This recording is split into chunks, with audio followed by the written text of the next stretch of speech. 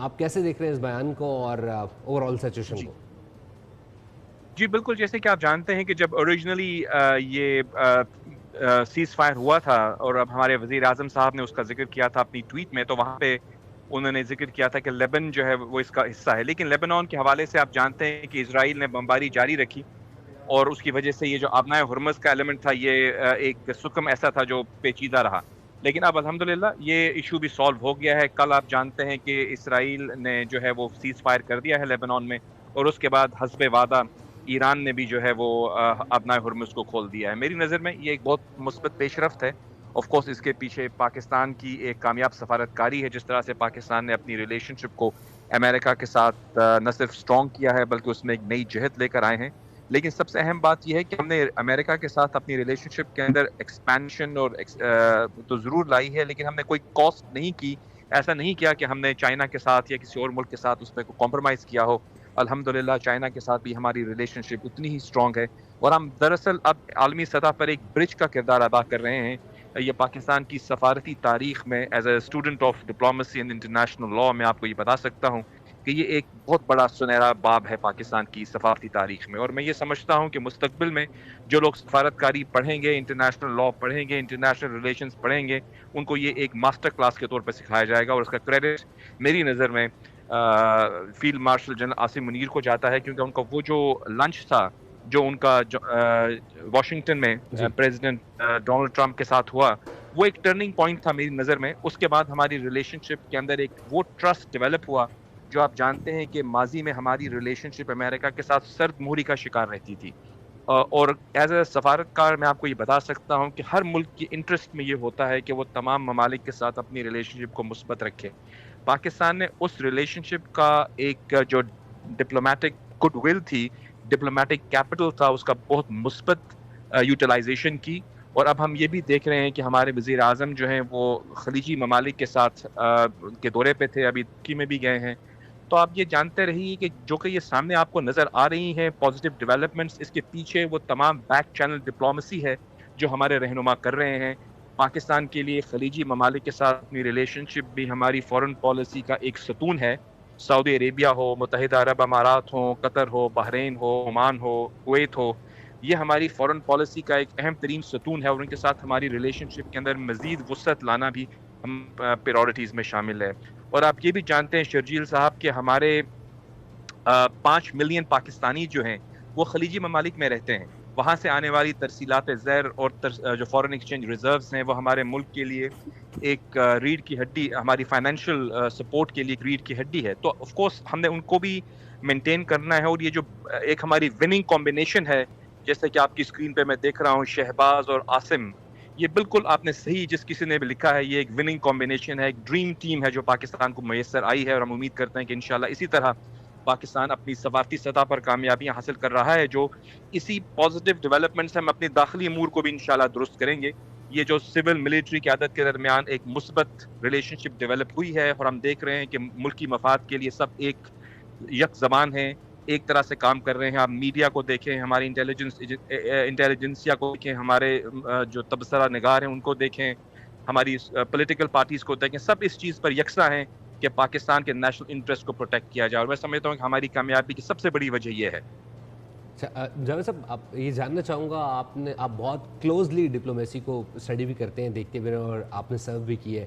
جاننا چاہوں گا کہ جو ایران امریکہ کشیدگی ہے، وہ کشیدگی پاکستان کے لیے آپ سمجھتے ہیں کہ ایک موقع کے طور پر ثابت ہوئی ہے کہ پاکستان کو دنیا بھر میں ایک واپس سے مقام حاصل کرنے میں کافی اس نے امپیکٹ جو ہے نا وہ ادا کیا ہے؟ ایبسلیٹلی، دیکھیے اس وقت اگر آپ دنیا، یہ اس لیے نہیں کہہ رہا کہ میں ایک پاکستانی ہوں، میں اگر میں پاکستانی نہ بھی ہوتا تب بھی میں اس پاکستان کے کردار کو سراہ رہا ہوتا۔ اس وقت دنیا میں اگر آپ نظر ڈالیں گے تو آپ ایسا کوئی ملک نظر نہیں آئے گا جس کے پاس تمام امپورٹنٹ کیپٹلز کے اندر ایک ان کی بات کو سنا جا رہا ہے، چاہے وہ واشنگٹن ہو، چاہے وہ بیجنگ ہو، چاہے وہ ریاض ہو، چاہے وہ ابو دھابی ہو، چاہے وہ تہران ہو، چاہے وہ رشیا کا ماسکو ہو، چاہے آپ دیکھیں کہ انقرہ ہو، ہر طرف ہماری بات کو سنا جا رہا ہے۔ ہمارے وزیر اعظم دوحہ پہلے ریاض گئے، پھر دوحہ گئے، ابھی وہ انطالیہ میں ہیں جہاں پہ وہ انطالیہ انٹرنیشنل فورم میں خطاب کر رہے ہیں۔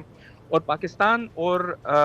یعنی جو 4 ممالک ہیں، اس وقت ہم دیکھ رہے ہیں کہ جو کوادریلیٹرل میٹنگ اسلام آباد میں ہوئی تھی،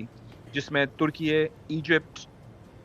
سعودی عربیہ اور پاکستان تھے، اس کا بھی ایک اجلاس جو ہے وہ ہم دیکھیں گے اناٹیلیا فورم میں ہوگا. جی تو جی جی آپ کچھ جاوید کہنا صاحب، چاہ رہے ہیں آپ سے یہ بھی جاننا چاہیں گے، جس طرح آپ نے کہا کہ پاکستان کا وفد اس وقت آلریڈی دوروں پر موجود ہے، خطے کے ممالک کے دورے کر رہے ہیں، 1 on 1 ملاقاتیں کی جا رہی ہیں، اور ہم نے دیکھا فیلڈ مارشل عاصم منیر صاحب بھی ایران میں موجود ہیں اور انہوں نے بھی وہاں پہ ملاقاتیں کی. اس تمام تر صورتحال کے بعد آپ دیکھ رہے ہیں کہ عنقریب جو مذاکرات کا دوسرا دور ہے اس میں ٹرمپ پاکستان تشریف لائیں گے اور وہ تمام تر مذاکرات کے حوالے سے کوئی نہ کوئی نتیجہ خیز بات سامنے آئے گی؟ جی بالکل، آپ نے صحیح کہا، بہت اہم نقطہ آپ نے اٹھایا. دیکھیے جب یہ اسلام آباد ٹاکس کا راؤنڈ 1 چل رہا تھا تو اس کے اوبیسلی اسی دن جب جے ڈی وینس جو تھے وہ ان کی واپسی ہوئی تو کچھ ہمارے دوست جو تھے میڈیا میں بھی اور کچھ ہمارے تبصرہ نگار، انہوں نے کہا کہ یہ غالباً یہ مذاکرات ناکام ہو گئے ہیں. لیکن اس وقت بھی جہاں مجھے موقع مل رہا تھا اور کچھ اور دوست بھی غالباً اس سے ایگری کر رہے تھے کہ دیکھیے سفارت کاری ایک پروسیس کا نام ہے، ایک ایونٹ سے اس کو کنیکٹ نہیں کرنا چاہیے. میں تو یہ سمجھتا تھا کہ یہ پروسیس جاری رہے گا، کیونکہ اگر آپ جے ڈی وینس کی اسپیچ کو بغور دیکھیں گے تو انہوں نے جو سب سے کی ورڈ یوز کیا تھا، دیکھیے ایز اے ڈپلومیٹ ہم ہمیشہ کی ورڈز کا تلاش کرتے ہیں ہر اسٹیٹمنٹ میں. ایک اسٹیٹمنٹ جو بھی انسان دیتا ہے اس میں کچھ چیزیں ہوتی ہیں، وہ ریٹرک ہوتی ہیں، کچھ پوسچرنگ کے لیے ہوتی ہیں، لیکن کچھ کی ورڈز ہوتے ہیں جو آپ اس کو آپ دیکھ کے آپ اس سے اپنا نتیجہ اخذ کرتے ہیں. ان کا جو مین الفاظ جو انہوں نے استعمال کیے تھے وہ تھا we have made substantive progress, یعنی ہم نے ایک قابل قدر جو ہے وہ پروگریس کی ہے، لیکن ہم اپنے اس گول تک نہیں پہنچ پائے. اگلے دن جو ایرانی وزیر خارجہ کی ٹویٹ آئی، انہوں نے بھی یہی کہا we were inches away from an agreement, بلکہ انہوں نے تو ایک قدم آگے جاتے ہوئے اسلام آباد ایم او یو کا نام بھی لیا. یعنی ان کے وہ اتنے قریب سمجھ رہے تھے کہ ہمارا ابھی ایم یو یعنی ایگریمنٹ ہونے والا ہے.